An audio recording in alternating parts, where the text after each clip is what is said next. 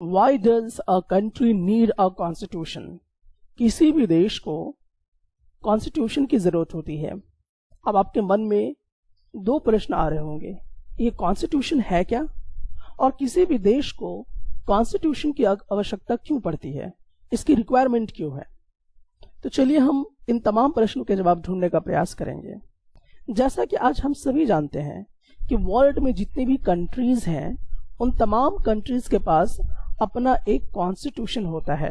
Constitution का मतलब होता है संविधान, ठीक है। तो कॉन्स्टिट्यूशन अपना होता है सारे देश के पास। तो जितनी भी डेमोक्रेटिक कंट्रीज हैं, हो सकता है डेमोक्रेटिक कंट्रीज का मतलब ये हुआ कि वैसे देश जो लोकतंत्र हैं, जहां पर राजा का शासन नहीं चलता है, जनता का शासन चलता है, उसको हम लोग डेमोक्रेटिक कंट्रीज कहते हैं। तो जितने भी डेमोक्रेटिक कंट्रीज हैं, हो सकता है कि उनके पास क्या हो, कॉन्स्टिट्यूशंस हो। लेकिन ये जरूरी नहीं है कि जितने देश के पास कॉन्स्टिट्यूशंस है वो सारे के सारे देश क्या होंगे, डेमोक्रेटिक होंगे, यानी लोकतंत्र होंगे। अब इस बात को थोड़ा समझाने के लिए मैं आपको कुछ एग्जाम्पल देना चाहूंगा कि जहां पर कॉन्स्टिट्यूशन है, लेकिन ये जरूरी नहीं है कि वो जो देश है वो अपने आप में लोकतंत्र होगा या डेमोक्रेटिक होगी। जैसे अगर हम लोग दो एग्जाम्पल अपने भारत देश से लेते हैं, जैसे कि यहाँ पर एक लिखित तौर पे, एक कॉन्स्टिट्यूशन के तौर पे कुछ रूल्स थे, रेगुलेशंस थे, एक दस्तावेज था जिसको मनुस्मृति कहा गया। लेकिन उसे चलाने वाले ब्राह्मण लोग थे या ऊंचे कास्ट के लोग थे। लेकिन इस तरह का एक समझिए कि कॉन्स्टिट्यूशन टाइप का ये था, एक लिखित दस्तावेज था। इसमें लिखा हुआ था कि किस वर्ग को क्या काम करना है, किस वर्ग को क्या काम नहीं करना है। तो एक लिखित दस्तावेज को ही हम लोग कहते हैं कॉन्स्टिट्यूशन, और उसके अनुसार ही सभी को काम करना होता है। तो क्या उस समय हमारा जो देश है इंडिया, क्या वो डेमोक्रेटिक था? क्या वहां पे जो लोग, जो लोअर कास्ट के लोग थे, क्या उनको इजाजत थी अपनी मनमानी करने की? क्या अपने ढंग से वो जी सकते थे, या जो वो चाहते थे, जो उनकी इच्छाएं थी, क्या वो देश में पूरा हो पा रही थी? तो यहाँ पे समझना यह है कि एक कॉन्स्टिट्यूशन के तौर पे मनुस्मृति को बनाया गया, लेकिन हमारे देश में उस तरह का डेमोक्रेटिक महसूस नहीं हुआ। फिर दौर आया अंग्रेजों का। तो अंग्रेज जो थे वो भी एक लिखित दस्तावेज रखते थे कि किस प्रकार से जो इंडिया में है, किस तरह से रूल एंड रेगुलेशंस वर्क करेंगे, किस तरह से काम करेंगे। तो कॉन्स्टिट्यूशंस तो है, लेकिन क्या वो डेमोक्रेटिक था उस समय? तो हम कहेंगे कि बिल्कुल नहीं था, क्योंकि जितने भी इंडियंस थे उनको गुलाम बना दिया गया था, उन पे शोषण हो रहा था। जो यहाँ इंडियंस लोग थे उनके अनुरूप सब कुछ ठीक नहीं चल रहा था। वो जैसा भारत चाहते थे वैसा भारत उनको नहीं मिल पा रहा था। तो कॉन्स्टिट्यूशन कहने का मतलब क्या हुआ? कॉन्स्टिट्यूशन कहने का मतलब एक लिखित दस्तावेज, यानी एक उसमें रूल्स लिखे होते हैं, उसमें कानून लिखे होते हैं कि देश किस तरह से चलेगा, क्या क्या नियम कानून हो सकते हैं। तो उसको हम लोग कहते हैं कॉन्स्टिट्यूशंस। और वो कॉन्स्टिट्यूशन किसी के पास है तो इसका यह मतलब नहीं है कि वो जो देश है वो एक डेमोक्रेटिक देश है। सो कॉन्स्टिट्यूशन का होना का क्या मतलब है? तो देखिए, कॉन्स्टिट्यूशन जो है वो हमें क्या बताने का प्रयास करता है? वो हमें बताता है कि हमारा जो समाज है, उस समाज का जो आधारभूत चीजें हैं उसका रूप कैसा होना चाहिए, fundamental nature of our society कैसा होना चाहिए। यानी कि जो हमारे समाज की जरूरत है, उसका जो आधारभूत चीजें हैं, जो बहुत बेसिक चीजें हैं, वो कैसे काम करेगा, ये तय करता है हमारा कॉन्स्टिट्यूशंस। अब जैसे इसको समझने का प्रयास करते हैं कि जैसे कि जो देश है, जैसे खासकर हम एग्जाम्पल अपने ही भारत देश का लेते हैं, तो हमारा जो देश है, कंट्री जो है, वहां पर आप देख सकते हैं कि बहुत सारे अलग अलग डिफरेंट कम्युनिटीज के लोग रहते हैं। मतलब कि अलग अलग सभ्यता के लोग, अलग अलग संस्कृति के लोग यहाँ पर हमारे देश में रहते हैं। जैसे कुछ पंजाबी रहते हैं, कुछ सिख लोग रहते हैं, ईसाई धर्म के लोग रहते हैं, मुस्लिम धर्म के लोग रहते हैं, हिंदू धर्म के लोग रहते हैं। तो इन सब की जो आस्थाएं हैं वो अलग अलग हैं, और ये जरूरी नहीं है कि हर मुद्दे में एक जैसा सहमति इन लोगों का बन पाए। तो ऐसे अगर होता है कि अगर हर मुद्दे पर सहमति नहीं बनती है, तो जाहिर सा बात है कि देश अच्छी तरह से नहीं चल पाएगा। तो इसके लिए हमें क्या चाहिए, एक लिखित दस्तावेज, एक ऐसे रूल और रेगुलेशंस की जरूरत है जिसके आधार पे तमाम लोग काम कर सकें।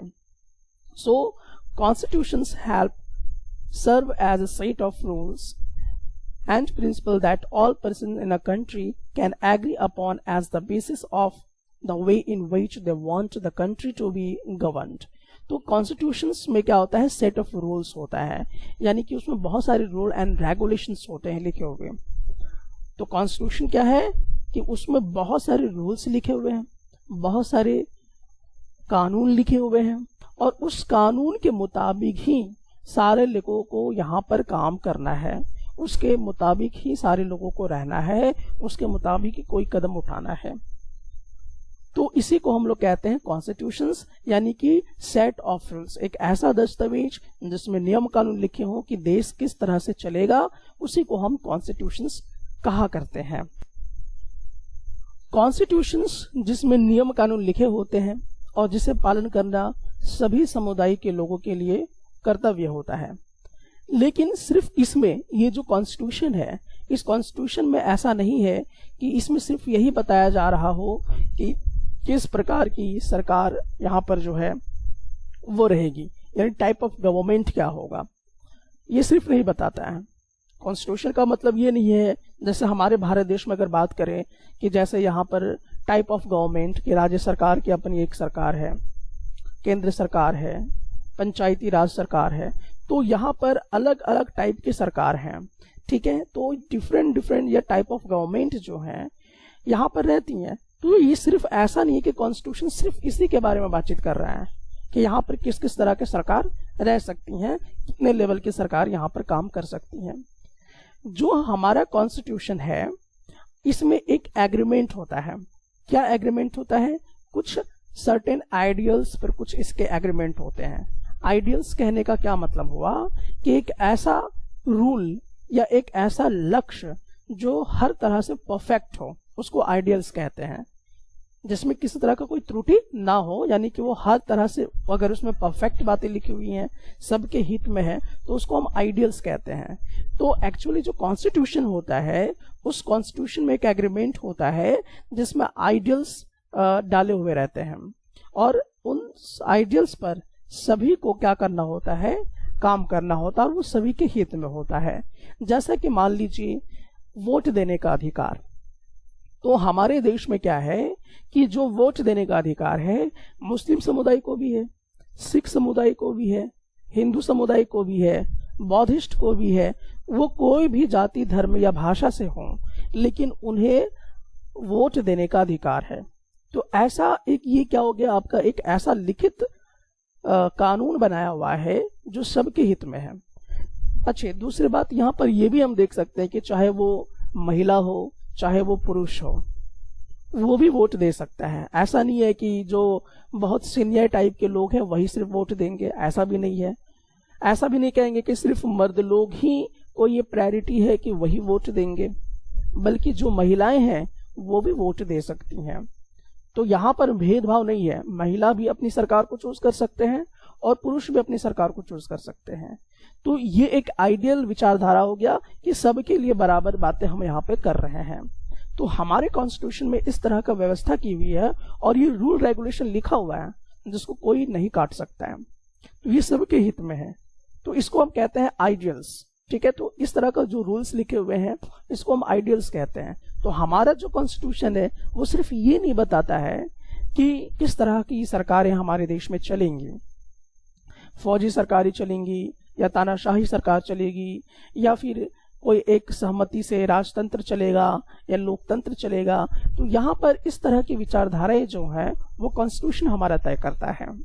साथ ही साथ और भी चीजें आप यहाँ पे देख सकते हैं कि इसमें और भी चीजें हैं कि जो भी किसी के भाषा के आधार पर आप उसका विरोध नहीं कर सकते हैं, किसी के जन्म के आधार पर आप उसके साथ भेदभाव नहीं कर सकते हैं। तो इस तरह के लिखित दस्तावेज जो है जो लिखा हुआ है इसी को हम क्या कहते हैं, कॉन्स्टिट्यूशंस कहते हैं, इसी लिखित दस्तावेज को। सो कॉन्स्टिट्यूशंस क्या है, फिलहाल आप इस बात को यहाँ पर समझने का प्रयास कर रहे होंगे, क्योंकि कॉन्स्टिट्यूशन एक सेट ऑफ रूल्स है, एक लिखित दस्तावेज है जिसमें बहुत सारे रूल्स लिखे हुए हैं, और उस रूल्स के अकॉर्डिंग जो लोग हैं उस देश के, उनको फॉलो करना पड़ता है, उनको उसके मुताबिक चलना पड़ता है।